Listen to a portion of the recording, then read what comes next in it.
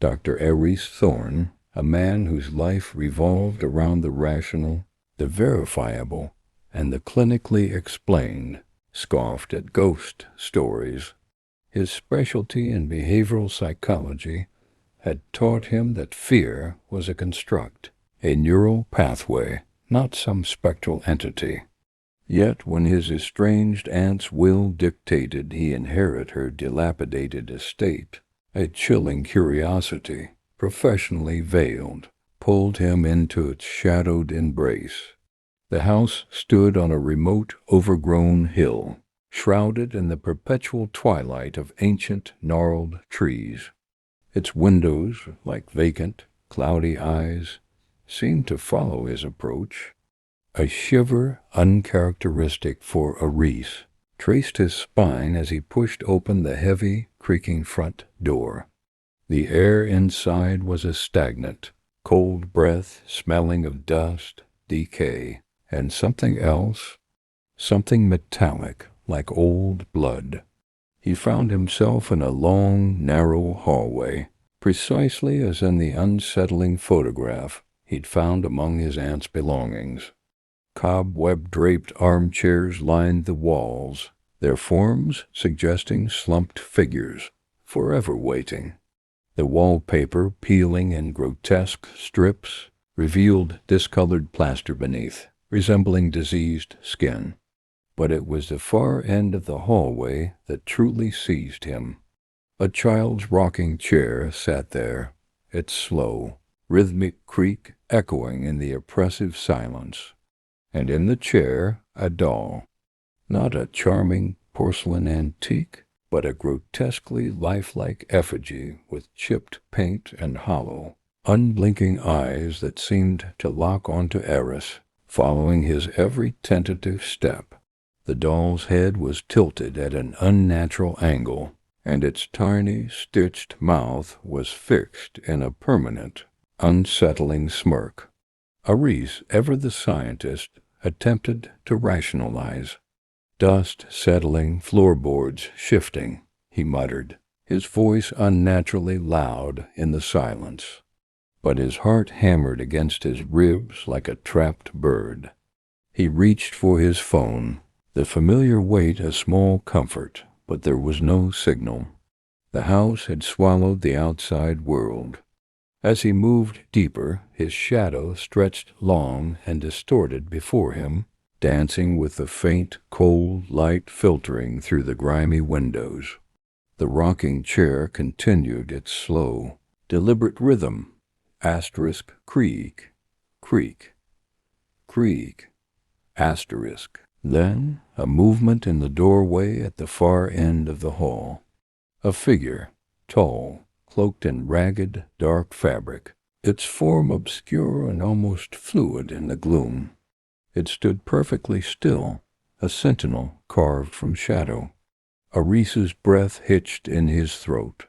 He couldn't make out a face, only a profound, consuming darkness where features should be. But then 2 points of intense, malevolent crimson ignited within that darkness, burning with an unholy glow. They were eyes, not human eyes, but embers of pure, ancient malevolence. These were the eyes from his recurring nightmares since childhood, the same eyes that watched him from the periphery of his sleep, always just out of focus. They were the eyes of the entity his aunt had obsessed over, the watcher she'd scribbled about in her mad diaries. Who are you? Aris forced out, his voice a pathetic tremor. The figure did not move, did not speak. Only the red eyes pulsed, growing brighter, more intense. And then, slowly, agonizingly, the rocking chair beside the doll began to accelerate its movement. Asterisk, creak, creak, creak. Asterisk, faster and faster, until the doll's head began to bob violently, its vacant gaze still fixed on Aris. A low, guttural growl, not from the figure, but from the very walls, vibrated through the floorboards. "You came," a voice rasped. not with human vocal cords, but from the very air around him, a chorus of whispers and groans. We were waiting.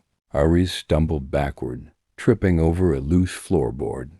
The figure at the end of the hall took a single, deliberate step forward, its form seemingly growing, stretching. The red eyes blazed, reflecting off the shattered remnants of the chandelier above. He scrambled to his feet, turning to flee, but the hallway behind him had somehow elongated, the front door now an impossibly distant speck. The armchairs on either side seemed to shift, their ghostly occupants leaning in, their cobweb shrouds rustling like dry whispers.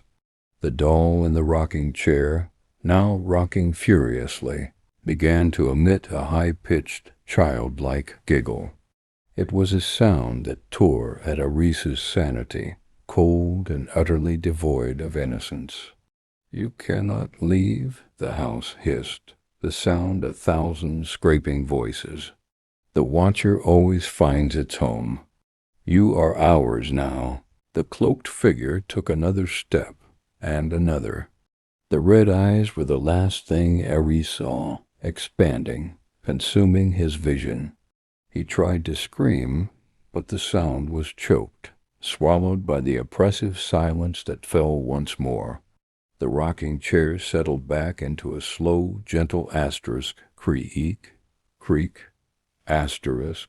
Days later, a missing persons report was filed. No one dared venture near the old Thorne estate.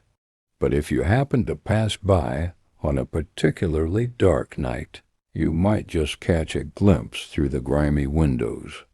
Not of Aris Thorne, no, but of two new, faint red pinpricks of light in the depths of the mansion, watching, always watching. And if you listened closely, very closely, you might hear a faint, distant sound, asterisk, creak, creak.